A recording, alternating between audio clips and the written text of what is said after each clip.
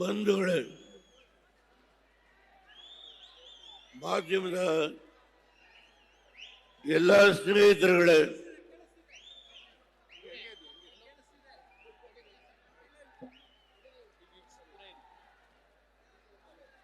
ಈ ದಿನ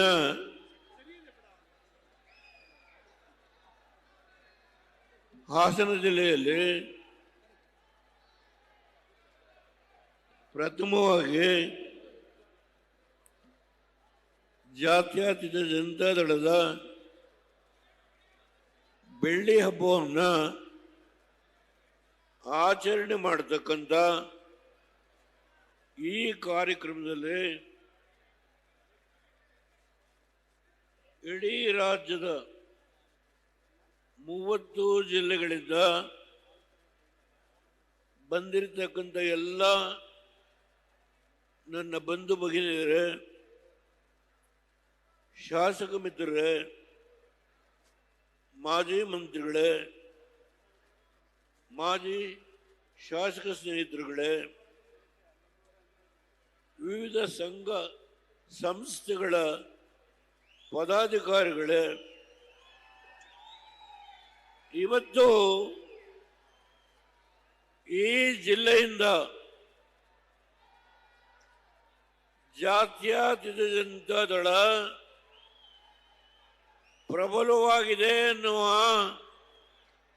ಒಂದು ಸಂದೇಶವನ್ನ ಇಡೀ ರಾಷ್ಟ್ರದ ಜನತೆಗೆ ಹಾಗೂ ನಾಡಿನ ಜನತೆಗೆ ಕೊಡ್ತಕ್ಕಂಥ ಒಂದು ಕಾರ್ಯಕ್ರಮ ಇದು. ಈಗ 2.5 ವರ್ಷದಲ್ಲಿ ಕಾಂಗ್ರೆಸ್ ಸ್ನೇಹಿತರು ಈ ಜಿಲ್ಲೆಯಲ್ಲಿ 2 ಸಭೆಗಳನ್ನು ಮಾಡಿದ್ರು.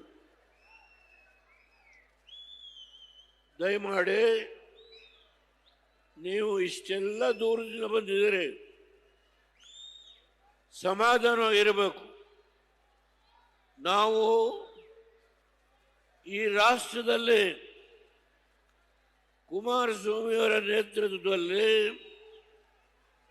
ಜಾತ್ಯತೀತ ಜನತಾದಳ ಪ್ರಬಲವಾಗಿದೆ ಎನ್ನುವುದನ್ನು, ಈ ಸಂದೇಶವನ್ನು ಇಡೀ ರಾಷ್ಟ್ರಕ್ಕೆ ಅಷ್ಟೇ ಅಲ್ಲ, ರಾಜ್ಯದ ನಮ್ಮ ಎದುರಾಳಿಗಳ್ಯಾರಿದ್ದಾರೆ, ಯಾರು ಈ ಜಿಲ್ಲೆಯಲ್ಲಿ 2 ಸಭೆಯನ್ನು ಮಾಡಿ ರೇವಣ್ಣವರ ನಾಯಕತ್ವವನ್ನು ಸಂಪೂರ್ಣವಾಗಿ ನಾಶ ಮಾಡ್ತೇವೆ ಅಂತೇಳಿ ಪ್ರಯತ್ನ ಮಾಡಿದ್ರು, ಆ ಮಹನೀಯರುಗಳಿಗೆ ಇವತ್ತು ಇಡೀ ರಾಜ್ಯದ ಮೂಲೆ ಮೂಲೆಯಿಂದ ಬಂದಿರತಕ್ಕಂಥ ಎಲ್ಲ ನನ್ನ ಯುವಕ ಮಿತ್ರರು, ತಾಯಂದಿರು, ನನ್ನ ಅಣ್ಣ ತಮ್ಮಂದಿರು, ಹಿರಿಯ ಮುಖಂಡಗಳು ವೇದಿಕೆಯಲ್ಲಿ ಕೂತಿದ್ದಾರೆ.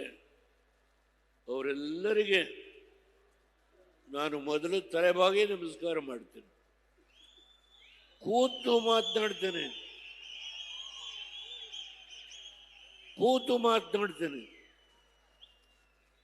ನಿನ್ನೆ ದಿನ ಹೌದು, ನನಗೆ ಡಯಾಲಿಸಿಸ್ ಆಗಿದೆ. ಈಗ 2 ತಿಂಗಳ ಹಿಂದೆ ನನ್ನ ಕಿಡ್ನಿ ಫೇಲ್ ಆಗಿ ವಾರದಲ್ಲಿ 3 ದಿನ ಡಯಾಲಿಸಿಸ್ ಮಾಡ್ತಾರೆ. ಆದರೆ ಯಾಕೆ ಈ ಜಿಲ್ಲೆಗೆ